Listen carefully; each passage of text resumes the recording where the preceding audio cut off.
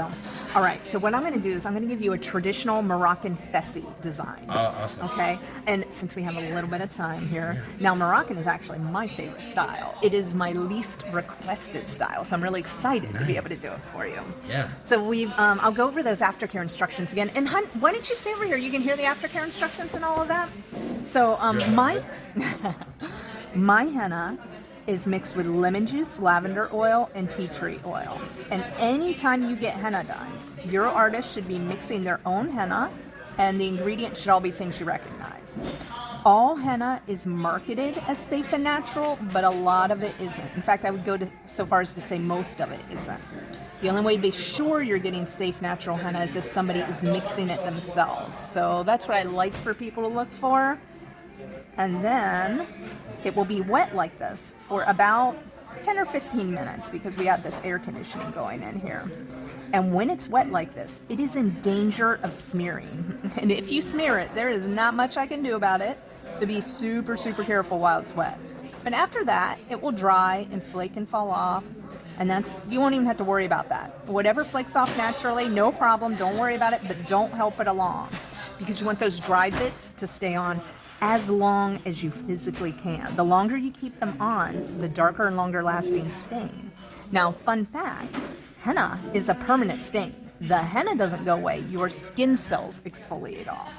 So, the longer you keep it on, the more layers of skin are actually stained, and as they exfoliate away, you still have color.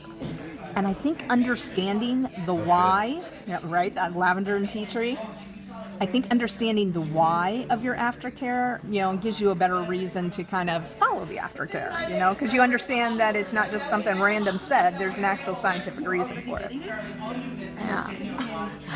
He's been talking about this and this is very first. I love it. Yeah, because I never had henna done before, and I always see my friends doing it, like at like salsa events and stuff. And I'm like, well, why aren't you getting it during these events? because I'm always working, or the So line it just is too hasn't long. come. Okay, fair enough. Yeah, the line does get very Okay. Yeah. Okay, so these right here, one of the reasons I love Moroccan, aside from the fact that design is absolutely fabulous. So it is made of all of these little kind of diamonds and triangles, right? And then they are divided with other diamonds and triangles, and then they're filled. And the idea of either a diamond or a triangle that is filled is protection from the evil eye. The Moroccans are a superstitious people. So it's about protection from the evil eye, right? Like the Greek, protection. But any diamond or triangle that has something inside of it is also that same thing. But it also has these up here. These are called antenna. They weren't always called antenna, but that's what we call them now. And they are all about connection. It's about reaching out for the outside world to connect with what you need. So you have this fabulous combination of protection and connection, right? So I'm protected from the evil eye. That's right. I need that. I need Isn't that. that great? And you're also sending your needs to the outside world, which is really freaking cool, right? It's awesome. Yeah. So I like that dichotomy. I love that there's so much symbolism within this style.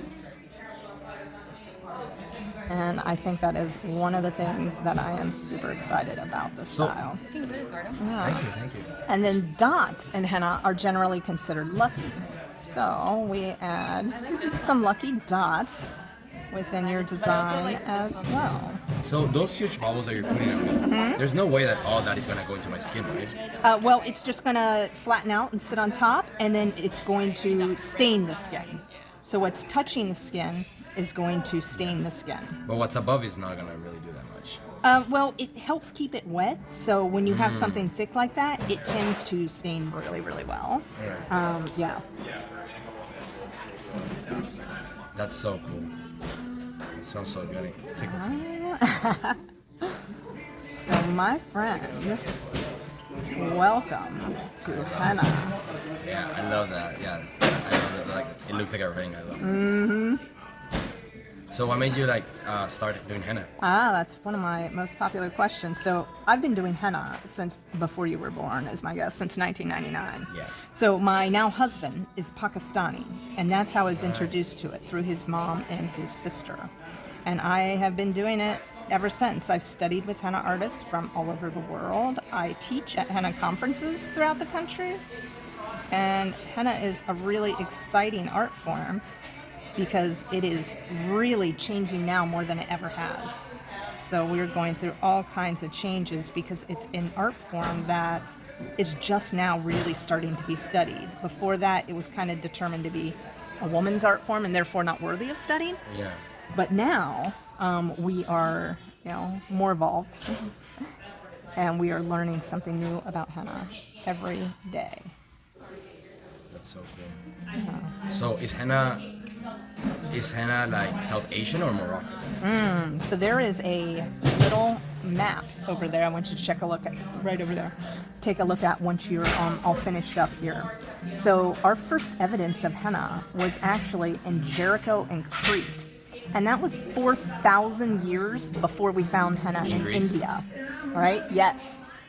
So, so as far as where henna's from, it's been from a lot of different places. We actually see evidence of henna in Spain and Italy 2,000 years before we see it in India.